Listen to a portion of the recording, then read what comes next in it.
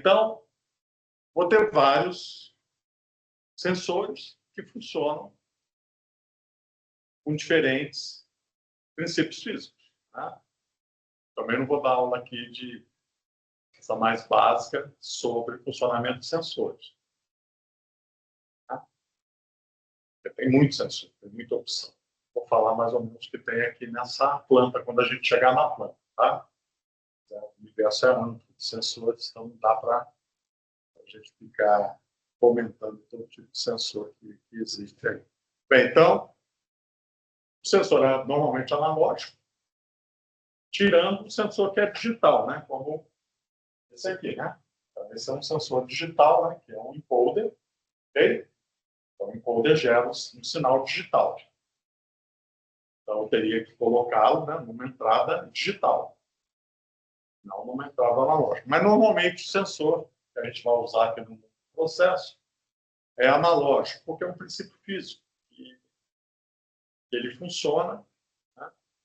Ele tem uma função transferência que correlaciona uma tensão com uma determinada propriedade física, que é a resistência, por exemplo. Okay? Bem, aí esse sensor tem que ter um condicionamento sinal. Então, vou pegar esse sensor, que é analógico, okay? Vou passar ele por uma função transferência. Vou ter que digitalizar esse sinal para convertê-lo num valor de uma grandeza, né? 30 graus, 35,3 graus. Eu vou ter que converter esse sinal digital, analógico para digital. Então, eu vou ter um conversor analógico digital. Ok? Então, um CIzinho, circuito integrado, que faz essa conversão com uma determinada resolução. 14 bits, 12 bits, 10 bits. Aí tem vários tipos de conversor analógico digital. Aí, quando a gente faz a conversão, né, isso é a amostragem do sinal. Né? A gente perde coisas do sinal. Igual a outra, né? A gente faz a conversão do microfone, né? Do mundo analógico. Aí você vai mostrar aquele sinal com uma determinada frequência. Aí você vai limitar a frequência audível. Então, de X Hz até 20.000 kHz. Por quê? Porque aí você tem que amostrar com um sinal de 40 kHz. Se você pegar 40 kHz, né, você não vai ouvir, seu cachorro vai. Você tem que amostrar com 80. Amostrar com 80 é mais recurso computacional. Ok? Então, cada aplicação, a gente faz esse condicionamento de sinal, essa amostragem, da forma correta. E faz a transmissão do sinal. Aqui no barramento de campo, os protocolos do barramento de campo. Aí vai chegar aqui no processamento, ok? Esse sinal, que é já o lado aqui, né? Do nosso ambiente de supervisão. Ou de intertravamento e controle, que pode ser tudo dentro do CI, do circuito integrado Foundation Field Bus. Por quê? Porque ele tem essa capacidade. Se não fosse bloco funcional, teria que ir para um CLT fazer isso para você ou para um computador industrial, enfim. Mas tendo a capacidade de bloco funcional Foundation Field Bus ou Profibus PA, que são as principais redes no nível de barramento, que tem essa funcionalidade de bloco funcional, você pode descentralizar as ações de controle. Okay? Principalmente controle contínuo, que o Field tem. Tá? E nada impede que você, como cliente, solicite o desenvolvimento de um bloco funcional para atender suas necessidades. Então, a Petrobras, como contrata muita coisa da Smart, empresa de Smart de campo, né, com o Field Bus, tem vários blocos funcionais Petrobras. Então, por exemplo, você tem um bloco funcional lá, o cara está lá numa distribuição, está lá no CIA, né, alimentando um caminhão que vai distribuir, né, a gasolina para algum local aqui, ok? Então, o que ele vai fazer?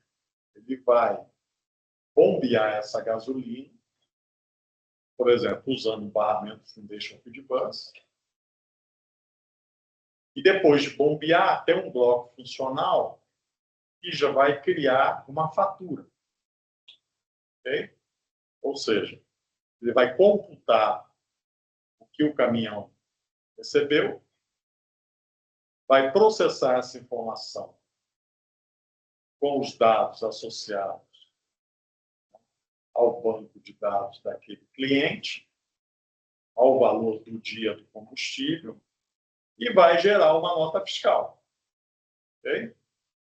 Então, é um bloco funcional que não é padronizado, não é um bloco funcional Foundation Feed Bus, mas é um bloco funcional necessário para a Petrobras, que iria deixar tudo lá no chão de fábrica, sem botar um computador, um escritório, deixar tudo conectado no barramento.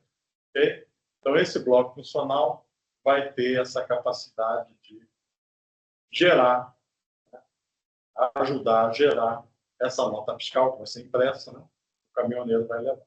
Okay? Bem, aí você quer fazer um outro controle baseado não em P&D, que é o que tem, mas quer fazer um controle baseado em lógica fuzzy ou em rede neural. Okay? Aí o que você pode fazer? Você pode contratar a Smart, olha, faz um controlador com essas características. Aí ele vai implementar, desde que você forneça as equações, o que você quer que ele implemente, ele gera um controlador com aquelas características que você especificou. Mas isso não é um padrão. O padrão Foundation Feed Bus vem com uma determinada quantidade de blocos funcionais que você pode instanciar, você pode criar esses objetos na sua aplicação. São padronizados, você não pode fugir daqui. Se você quiser um especial proprietário da sua empresa, aí você contrata a Smart retira os blocos funcionais que você não vai usar, porque eles consomem memória, né? Registradores do processador, retira e coloca os seus. Ok? Só que isso é customizado. Aí vai custar grana, porque alguém vai ter que desenvolver isso. Bem, aí você processa, faz o intertravamento, né? Depois a gente vai ver esse aspecto de intertravamento. Então, eu já mencionei, por exemplo, eu não posso ligar a resistência enquanto o nível está baixo. Senão eu vou queimar a resistência. Então, tenho que ir até o nível de 80% e, a partir daí, ligo a resistência. Ok? Então, isso é um exemplo de intertravamento. Bem, então, aqui eu faço o processamento e faço o caminho inverso, né? Mando um dado, né, que vai chegar até o atuador, que vai ligar essa resistência, vai mandar energia para essa resistência. Então, como é que eu faço isso? Então, eu tenho lá um conversor estático, né, que é um equipamento industrial, que recebe um valor proporcional de energização de 0 a 100%, por exemplo. Então, eu vou ligar a resistência a 100%. Vou ligar um sinal máximo de energização para essa resistência, como se eu estivesse abrindo toda a válvula. Só que a gente está falando de potência. Então, estou liberando toda essa potência que vai chegar à resistência. Ah, não, quero colocar só uma potência intermediária de 50%. Então, só vou liberar 50% da potência necessária, em termos de corrente. Okay? A voltagem é 220 volts, que eu alimento na resistência. Então, eu controlo a corrente que eu vou alimentar. Tá? Diminuo, tá? Conversor estático tem uma faixa de corrente que ele trabalha, o máximo e o mínimo. Então, você vai colocar uma determinada potência, né, para acionar esse aquecimento. Mais rápido, mais lento. Ok? Bem, aí chega no atuador, né, e começa a esquentar. Então, o atuador aqui é o nosso conversor estático. Okay? Ele é que recebe o quanto ele vai ter que liberar de potência que vai energizar a resistência que está no finalzinho aqui. Bom, Bem, já mencionei que o início, né, lá do século XX, a instrumentação, né, sem pegar a instrumentação usada, por exemplo, lá na primeira Revolução Industrial, né, só de terceira Revolução Industrial. Né, na primeira Revolução Industrial, depois tem um histórico aí que eu vou mostrar para vocês, tinha o clássico, né, da máquina a vapor. Como é que você controla? Para a máquina a vapor não explodir, como é que você controlava? Quem lembra? Com a máquina a vapor vai ter um sisteminha desse de regulação. Quem lembra? Não. Tem uma válvula daquele tipo, tem um outro mecanismo mais sofisticado. Vai medindo, né, o mecanismo, né, que vai abrindo e fechando a válvula que libera ou fecha a saída, né, do vapor. Então, esse mecanismo é uma haste, né, ele abre ou fecha em função da pressão que eu tenho lá dentro, que é convertida, né, em movimento circular, onde, né, se ele abre muito, se ele fecha muito, qual é a força envolvida aí? Qual é o princípio físico? A força centrífuga. Você vai girar, né? Já viu lá os caras com a patinação? O cara quer girar rápido, ele vai encolhe todo, né? Ele quer diminuir, abre os braços. Ele vai diminuindo, né? Por causa do efeito da força centrífuga. Né? Enfim, então, você tem aquele mecanismo básico, né? Que gira, né? Uma haste giratória, dois bracinhos, os conezinhos que recebem o vapor, ele gira em função da pressão, né? Que você está recebendo da máquina, e gira mais rápido ou mais lento, né? E vai abrindo ou fechando a válvula em função dessa pressão que faz. Então, é uma válvula que se autorregula pela força centrífuga, né? Abrindo ou fechando. Aí, quando você abre, aí você fecha, né? Quer mais, aí você fecha, a pressão fica maior, aí você quer abrir, a pressão está ficando muito alta, ele gira mais rápido, o braço abre, a válvula abre e fica fazendo isso, né? O que está acontecendo? O cara está jogando vapor lá dentro, né? Aí, estava tendo até um filme desses dias aí, o cara estava alimentando uma fornalha, né? E do navio não tinha um mecanismo desse, né? De autorregulação. Eles ficavam olhando uma válvulazinha, não podia botar muito carvão, né? Porque se botasse muito carvão, não ia ter uma autorregulação, ia ter uma válvula que ia atuar para diminuir a pressão. Então, eles controlavam, olhavam na roupa, para de botar carvão. Botou muito carvão, o negócio começa a ir para o crítico, né? Então, para de jogar carvão para ele voltar. Então, não tinha esse mecanismo de controle da válvula, porque era um equipamento, né, sem essa proteção. Então, isso acaba sendo uma proteção, né? Bem, então, instrumentação, né? Tinha muito controle pneumático, né? Na década dos anos, né, 20, 30, 40, né? Então, usava-se muita pneumática para fazer controladores, ok? Então, você tinha, né, vários livros aí, né, de mecanismos. Eu já tenho mecanismos há um bom tempo, eu fiz a graduação, né? Usava aquela do deixa eu ver se eu lembro. Está bem interessante, né? Mecanismos.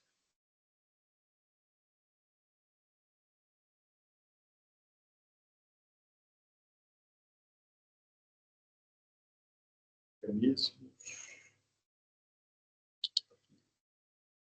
Raiz quadrada.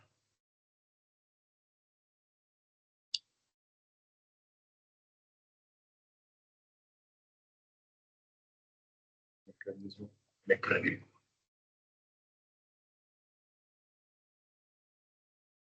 Bem, então, no século passado, como você não tinha a possibilidade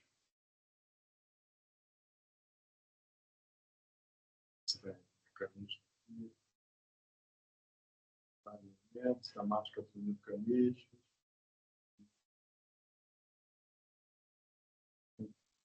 Vamos voltar aqui. Depois eu lá.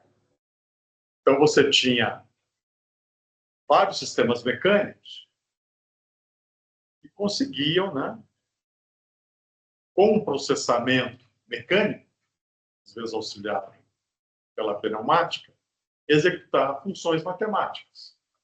Raiz quadrada, multiplicação, equações mais simples. Então, você tinha um mundo analógico, né? Não tinha um mundo digital, e às vezes você tinha que fazer algum processamento numérico. Então, esse processamento numérico era feito, né, de uma forma analógica, usando máquinas, equipamentos, né, que cumpriam uma função matemática, explorando, né? Então, tinha que ser bem inventivo, né, para fazer esse tipo de mecanismo, para transformar um determinado sinal era proporcional a alguma coisa em uma equação. Okay? Então, isso aí era dominado aí até antes do aparecimento do CLT, lá em 1969. Né? Se você tinha que fazer algum controlador que tinha alguma função matemática para ser executada, você tinha que fazer isso de forma analógica. Normalmente, você usava esses sistemas mecânicos pneumáticos para fazer esse tipo de aplicação. Onde isso aqui era muito usado, né, que eu já mencionei para vocês, era na visualização, como um display, como você não tinha um LCD, não tinha um display como esse aqui na década de 80, eu botar um raios catódicos, nem o equipamento ainda em desenvolvimento, né, que não chegou nem no mercado ainda, tela fina. Né? Então, você usava uma visualização da grandeza que você estava medindo em mostradores pneumáticos. Então, qual aquele ali? Tudo. Só que aquele ali é um mostrador que mostra o nível, né? Tem lá uma marcação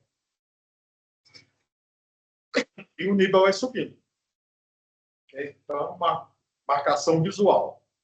Então, você tinha alguns sensores que geravam um sinal que alimentavam uma válvula pneumática que abria e fechava, e essa válvula pneumática liberava ar que levantava uma bolinha. Aí você via a escala onde aquela bolinha parava. E ali é com água, né? Então, por pressão, a água só está no nível desejado.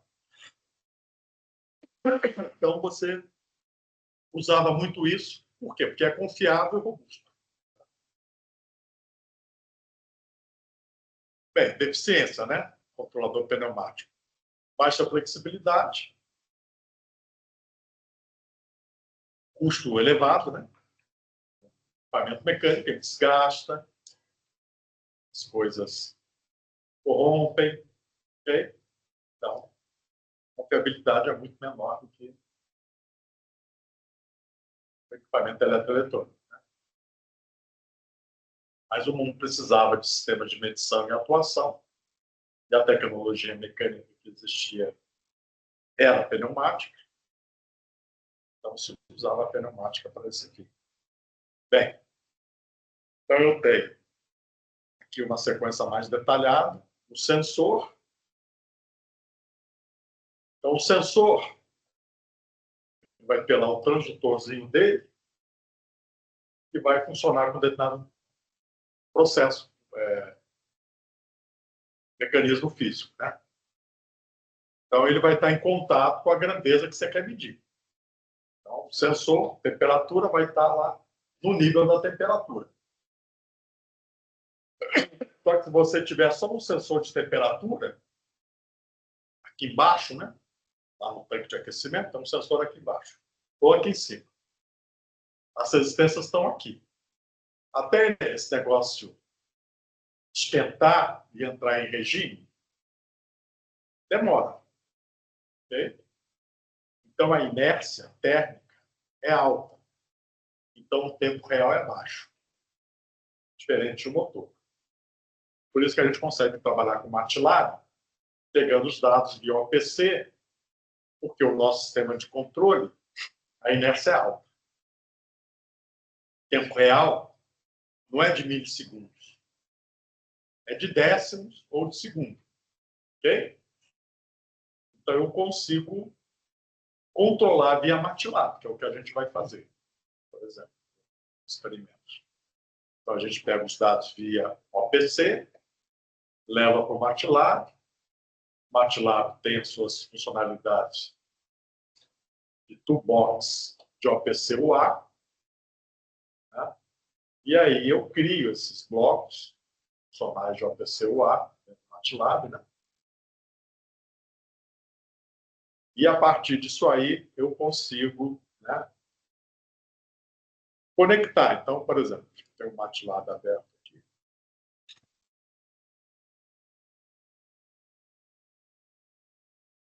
Conectar porque a planta está desligada.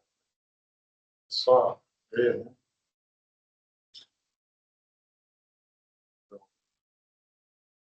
A pesquisa aqui.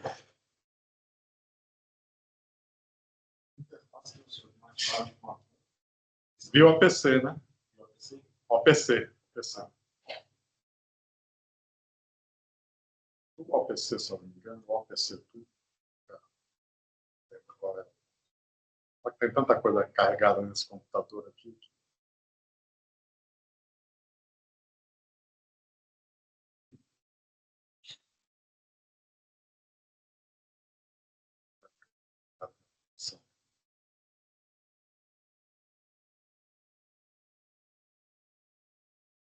Então, ó, porrada de coisa aqui, né? Aí vamos pegar aqui de dados, simulação, financeiro, processamento, chaves aqui.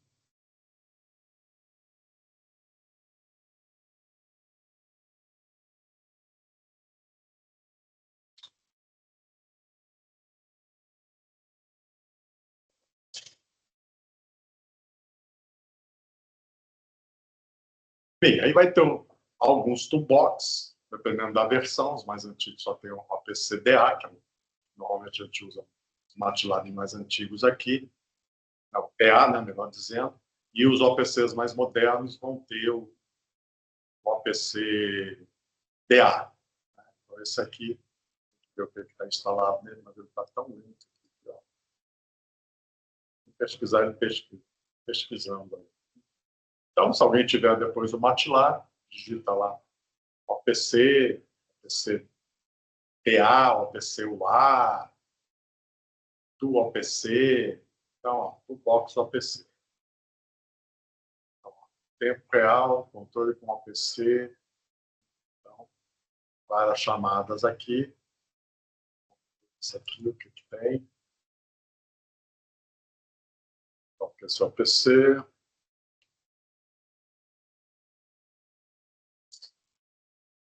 Bem, aí a gente vai ter que conectar, a gente vai ver como fazer isso, né? Vai ter que ter o servidor, e aqui a gente vai criar os clientes. Okay? Então, quando a gente cria os clientes, existe todo um ritual para se fazer a criação desse cliente. A gente tem que criar um grupo, dentro do grupo a gente tem que colocar os itens, que são os nomes das tags, e aí a gente faz a conexão via TCP/IP com o equipamento que a gente vai monitorar.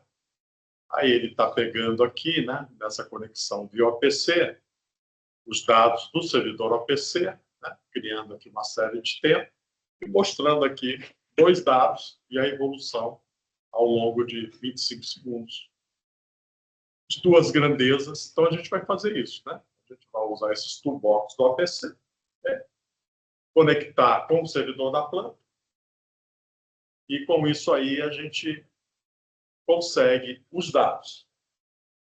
E com os dados obtidos, a gente desenvolve nossas aplicações associadas ao que a gente deseja fazer com aqueles dados. Então, vamos fazer aqui, eu vou disponibilizar os programas para vocês, né? Para fazer, por exemplo, a rede neural Perceptron bem simples. Para fazer um controle fuzzy. Para fazer um controle de API-D. Então, vocês vão herdar esses códigos, né, para vocês brincarem com ele, entenderem como é que funciona, e depois, a partir desse entendimento, a gente vai começar a definir os trabalhos, né, que poderão ser feitos diretamente na arquitetura do MATLAB, ou coisas mais sofisticadas, de maior nível de maturidade. O MATLAB aqui é o nível de maturidade mais básico da disciplina. Se quiser fazer coisas mais complexas, porque tem um conhecimento maior, pode implementar coisas de mais alto nível, ok? Que vão exigir um pouco mais de esforço para pegar esses dados, colocar na nuvem, por exemplo, ok? Bem, mas isso aí fica para o futuro, aí, depois de cada um achar que tem conhecimento necessário para um determinado nível de maturidade do trabalho, tá? Bem, então, aqui um detalhamento maior do que tem, né? Sensor, condicionamento de dinâmico, conversor analógico digital, vai para o processamento, depois conversor digital analógico, vai para o atuador. Quando a gente está usando uma estratégia de controle do Foundation Field Bus, a gente está com o bloco funcional de PID ativo. Quando a gente estiver usando o MATLAB, a gente desativa o controle PID dos blocos funcionais, okay? Porque eu tenho que conectar um bloco funcional com um outro bloco funcional.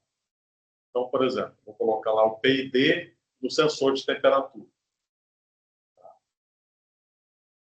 E vou colocar a aquisição de dados, já está no próprio sensor, no controlador, então já é direto. Só que tem um atuador. O atuador é outro bloco funcional, de outro dispositivo. Então, eu tenho que conectar esses dois blocos funcionais. Ok? Aí, para conectar esses dois blocos funcionais, eu vou fazer uma estratégia de controle. Aí começa a vir os protocolos de automação. Então, penso o seguinte. O protocolo de comunicação que normalmente tem nesse barramento, você tem 8 sensores, e cada sensor vai acessar o meio físico num determinado tempo. Ok? Então, eu posso ter um controlador, mestre-escravo. Tem um mestre, fala, estação 1, transmite. Estação 2, transmite. Estação 3, transmite. Então, de tempos em tempos, aí eu somo todas essas transmissões, aí vai dar um tempo de ciclo de 80 milissegundos, vamos supor. Ok? Que é tempo de ciclo mediano.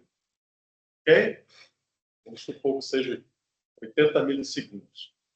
Ah, mas aí eu botei mais um sisteminha de medição, aí o tempo de ciclo saiu de 80 e foi para 100 milissegundos. Tá? Coloquei mais um, agora ele está em 120 milissegundos. Então, cada vez que eu coloco um atuador ou um sensor, ele vai ter um tempo para processar seus dados e publicar ou pegar dados, enfim. Aí isso aí vai somando tempos. Por quê? Porque você fica falando, estação 1, transmite, estação 2, transmite, estação 3, transmite. Cada um tem um tempinho para transmitir seus dados. Está dessa razão de 20 milissegundos. Depois que todo mundo transmitiu, percorreu 120 milissegundos. Agora, imagina que você tem ali 2 dispositivos que estão conectados, um fornece dado para o outro, que atua. Ok? Então, o que acontece? Você não pode ficar esperando 120 milissegundos, que é o tempo de ciclo, do protocolo principal, que é esse que a gente pode chamar de mestre-escravo ou de passagem de bastão, que é mais ou menos semelhante. O mestre-escravo tem um mestre que fica designando quem é quem que vai falar em determinada ordem. A passagem do bastão não tem um mestre e a própria rede gerencia um token, que é o token passing, que vai passando de estação para estação. Então, o cara recebeu o token, tem 20 milissegundos para fazer alguma coisa com acesso, porque o barramento é só dele durante 20 milissegundos. Acabou 20 milissegundos, passa por segundo. E vai passando, ok? Aí somou tudo, deu 120 milissegundos. Só que eu preciso de uma estratégia de controle, vamos supor, para 80 milissegundos. Ok? Então, se a estratégia de controle vai ocorrer só daqui a 120 milissegundos, quando voltar para ele o acesso ao barramento, o que vai acontecer? Eu já perdi o controle do sistema. Então, esses barramentos tinham que inventar alguma outra forma de informar que existe uma preferência de uso do barramento quando eu tenho dois equipamentos, dois sensores, um atuador conectado para fazer TID. Okay? Então, quando isso existe, a gente vai ver depois dos protocolos, do enlace, que a gente cria no protocolo o publisher subscribe, ou seja, alguém assina uma lista, okay, que tem preferência de recebimento dos dados e atua. Então, por exemplo, o atuador assina a lista do sensor, por exemplo. Aí, de tempos em tempos, menor que 120 milissegundos, ele recebe permissão para acessar o barramento e fazer a computação necessária para fazer a sua atuação. Então, ele tem um tempo preferencial. Moral da história, o que era de 120 milissegundos virou agora 160 milissegundos. Porque você colocou uma estratégia de controle no meio do caminho que vai fazer com que aquele cara fure a fila de tempos em tempos para fazer sua estratégia de controle. Então, no final das contas, o tempo, quando a gente coloca um bloco funcional de P&D, o tempo de ciclo aumenta. Você penaliza a disponibilidade dos dados. Então, dependendo da criticidade dos dados, no tempo real, às vezes você não pode botar 8 sensores, 10 sensores no mesmo barramento. Você usa menos sensores. Às vezes você dedica aquele barramento só para fazer controle. Aí ele não fica compartilhando o barramento com os demais sensores. Ok? Depois a gente vai ver essas coisas, mas só para mostrar para vocês que quando a gente deixa o controle mais sofisticado de forma distribuída, eu acabo penalizando o tempo real, tá? Bem, historicamente, como é que funcionava, né? Então, você tinha um computador central,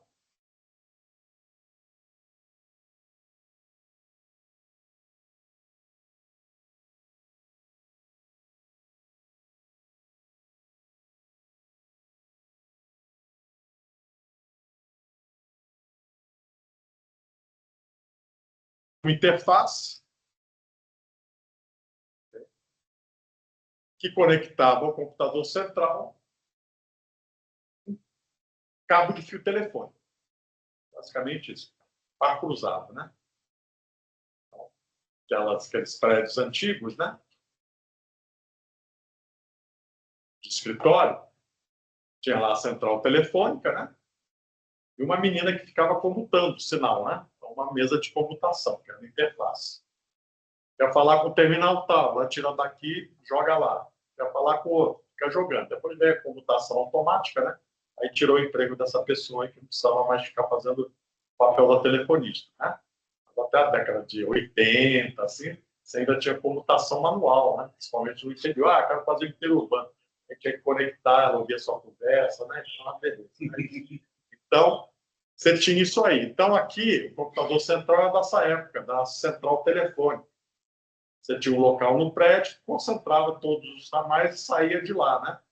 Então, a conexão saía fisicamente e andava dezenas de metros, até centenas de metros, até chegar no ramal desejado. Aqui, numa fábrica, era a mesma coisa, né? Você tem uma planta petroquímica, uma área gigantesca e fios quilométricos. Então, imagina, você tinha nessa interface a planta industrial, cada sensor, cada atuador, era o quê? Tinha que ser conectado, né? A essa interface até chegar ao computador central que ia processar aquelas informações. Então, era quilométrico, né? Imagina agora que o fio teve uma corrosão no fio qualquer, de uma caixa de passagem, não fechar direito, entrou água, gerou ruído, né? Porque oxidou o fio, né? Aí começou a gerar uma força da motriz ali, uma tensãozinha, que vira ruído, e o sensor já não indicava mais o que devia indicar. Só que o cara tinha 2 quilômetros de fiação, não sei quantas caixas de passagem. Imagina para ele achar onde é que está o defeito. Tá? Já no chicote de carro é ruim achar, né? Imagina um negócio quilométrico, como é que o cara ia achar o defeito. Né? Então a manutenção era ruim, era difícil, né? O negócio é quilométrico, então dava muito problema. Enfim, então, só problema nessa arquitetura. Aí eles fizeram, não, a gente tem um computador aqui, mas em vez de ser aqui, a gente vai fazer distribuído. A gente vai fazer com remota no meio do caminho. Okay? Então, aqui ainda é centralizado. Tem a sala de controle e os sensores e os quilômetros de cabeamento chegam até o controle. Ah, mas se a gente evitasse esses quilômetros de cabeamento e colocasse uma remota aqui no meio do caminho, em vez de passar por toda aquela interface, né? Então, isso aí começou a ter o sistema distribuído, que é a transição, né, do sistema centralizado para o sistema de arquitetura digital e distribuído. Então, as vantagens do centralizado. Consistência do dado, porque é tudo no central, né? Nada está distribuído, não tem remoto. É tudo central. Né? Então, o carro anda quilômetros, mas vai para a central. Se der problema no carro, paciência. Né? Mas é tudo central, então tem mais consistência. Tem desvantagem. Custo de cabeamento, disponibilidade do sistema. Né? Então, tudo depende do computador central. Né? Se for o computador central, já é o sistema de controle. Dificuldade de aplicação do sistema, né? Devido à complexidade do cabeamento. Okay? Aí depois começaram a colocar backups, né? Colocou o segundo computador como backup. Quebrou o computador, tem um segundo para entrar. Né? Interfaces duplicadas, mas aí a instalação vira 2x, né? Você ia pagar 1 milhão, vai pagar 2 milhões agora. Okay? Então fica tudo duplicado. Bem, então não era uma boa solução. Aí, com o computador, PLC, computador industrial, há a possibilidade de fazer as remotas. São esses carinhas aqui, essas caixinhas. Okay? Então agora não tem a figura do computador central. Tem a figura de uma sala de controle mais moderna, em que eu tenho os CLPs, as mesas remotas, dos computadores industriais, que coletam os dados localmente, que está a 2 quilômetros da sala de controle, e mandam, não ponto a ponto, sensor por sensor, atuador por atuador, mas agora está remoto. Okay? Que está, por exemplo, uma conexão antiga do tipo RS-485, ainda uma Ethernet TCP/IP. Uma serial antiga, barramento cheio de limitação, mas que era muito usado, ainda é usado em muitas aplicações. Ok? Então, esse negócio aqui ó, chama Sistema Digital de Controle Distribuído. Né? SDCD. Então, agora, eu tenho uma remota. Então, você pega a CAESP, SEB, todo mundo tem a sua remota. Tem subestação, tratamento não sei o quê, estação de energia lá, não sei aonde. Aí tem um computador industrial lá, que é uma remota. Se der para conectar via rede, né, própria, proprietária, o cara até conecta. Né? Ah, não tem jeito, tem que conectar via internet comercial, via telefonia celular. Pode conectar? Pode, mas aí tem, né? Tem que usar uma VPN, tem uma série de condições para ele usar. Ou então ele usa rádio, né? Que é o mais comum. Quando não tinha internet comercial, todo mundo usava rádio. Tá? Você bota uma antena de rádio aqui, essa aqui, acha um ponto onde de visibilidade para onde você vai conectar o outro ponto do seu rádio. Então, uma tem que enxergar a outra, né? Você tem que olhar de binóculo e ver lá a 10 quilômetros a antena. Okay? Aí você tem visibilidade entre as duas, aí você tem menos interferência. Mas se um pinheiro nascer no meio do caminho, já vai ter interferência. Você tem que mandar uma nova carga para derrubar o pinheiro, senão você vai perder sua linha de visagem, porque não vai ver mais o rádio, vai ver o pinheiro no meio do caminho, e na hora que as ondas chegarem ali, vai atenuar. Okay? Se tiver um prédio, pior ainda, né? Aí não passa nada. Igual em casa, liga o Wi-Fi, anda três dormitórios lá, pronto, já o sinal já era, né? Não tem mais sinal. Okay? Uma coisa, atenuação do sinal. Então, isso aqui são os novos sistemas, né? Que começaram a aparecer na década de 80. São os sistemas digitais de controle distribuído. Ok? Bem. Então, vantagem em relação ao centralizado. Redução de custo de confiação, instalação e manutenção. Que agora a remota está próxima do processo. Tá? E a remota agora se conecta com a central, utilizando uma rede, internet TCP/IP, comercial, seja o que for, ou um rádio da empresa que ela instala lá. Ok? O senhor mais um contrato também, se der problema na remota, você tem todos os dados. Os sensores também. Não, mas você só perde daquela remota. A pessoa se der pano na central e você perde tudo. Não, é aquele negócio. Você não quer perder, você vai ter que gastar dinheiro, você vai ter que botar redundância. Igual aqui. Todos os módulos que eu tenho aqui têm arquitetura redundante. Tem uma outra dispositivo igualzinho, Assumir em caso de que assume quente, né? Está ligado e tal. Se o outro falhar, ele entra. Okay? Bem, mas tem custo, né? Porque você duplica os ativos, você fica muito mais caro, né? Então, você faz redundância onde há maior probabilidade de ter problemas, defeitos, falhas, enfim. Então, por exemplo, canal de comunicação. Às vezes se duplica. Okay? Por quê? Porque se você perder o canal de comunicação, já era. Você perde tudo, né? O canal de comunicação, muitas empresas, que é mais barato, né? Investe na duplicação do canal de comunicação. Ainda mais se for fibra, né? Aí você duplica a fibra, né? Você usa 2 pares de fibra, né?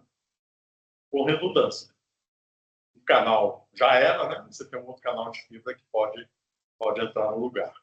Bem, a distribuição do controle, por quê? Porque agora o controle está na remota, né? Um CLT, né? É um computador industrial. Comunicação entre unidades de controle via protocolos proprietários. Tá? Então, aqui você ainda não está no mundo TCP/IP, você está fazendo a comunicação, tá? Muitas vezes via, né, uma conexão privada, uma conexão proprietária, ou um rádio proprietário, enfim. Comunicação sensores e atuadores e unidades de controle, protocolo analógico, que é o que a gente chama, né, o mais popular deles, é o 4 a 20 mA. Então, a gente tem um equipamento aqui 4 a 20 mA, só para mostrar o legado de equipamentos analógicos, e tem um conversor 4 a 20 mA com Foundation Field Bus. Então, a rede trabalha com Foundation Field Bus e o conversor 4 a 20 mA. Então, você converte o sinal da rede, Foundation Field Bus, para o sinal 4 a 20 mA. Então, um conversor de protocolos, basicamente. Digital para analógico. A gente vai ver depois como funciona isso aí. E eu transmito só uma variável. Qual é a variável? A grandeza, né? Temperatura, pressão. Eu não tenho outras tags ou outras grandezas que possam monitorar o estado daquela grandeza que eu estou trabalhando, temperatura ou pressão. Então, eu não tenho o status da rede, eu não tenho o status do sensor, eu não sei se o sensor está com ruído, está sem ruído, se o dado do sensor está transmitindo, ele é, vamos dizer assim, confiável, ou se ele não é confiável. Um barramento como o Foundation Field Bus, ele te dá essas grandezas que a gente chama de administração. Não são grandezas de processo, são grandezas que permitem uma melhor administração daquele ativo. Por quê? Porque eu só vou fazer uma tomada de decisão e armazenar o dado se a grandeza estiver ok, né? Eu não vou armazenar e fazer a tomada de decisão se a grandeza estiver corrompida e o sistema indicar que ele tem essa capacidade de indicar problema na grandeza. E só para finalizar aqui, ficando para a próxima aula, a gente entra no controle distribuído usando tecnologia de barramento de campo. Tá bom? Então tá. Então deixa eu só fazer a chamada aqui. E a gente encerra.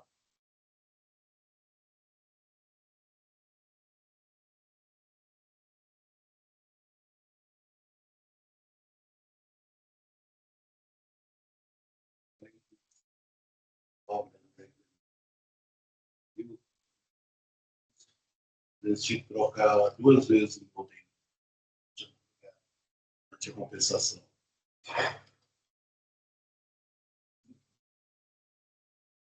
Mas a arquitetura do Banco do Brasil é antiquada, né? Acho que até hoje é modernizada. COBOL, né? Coisas assim. Mas naquela época, no século passado, com os cobras importados, só tinha uma linha no visor. Você digitava o código e ele imprimia o que você queria. Só que a impressão vinha aqui do SESEC de Brasília, lá para o Mato Grosso. E era a internet discada, de telefone. Caía, mas caía. Eu não sei por que também os modems não aguentavam muito tempo. só vendo aqui, tem o Arthur Delorto, né? Esse. Okay. Rogério, tá? O Arthur, esse aqui não veio. Os demais aí, acho que não estão ainda, vamos ver se... Vocês não fizeram a matrícula, já checaram? Ninguém fez, né? Não deve ter matrícula, não. Posso ver.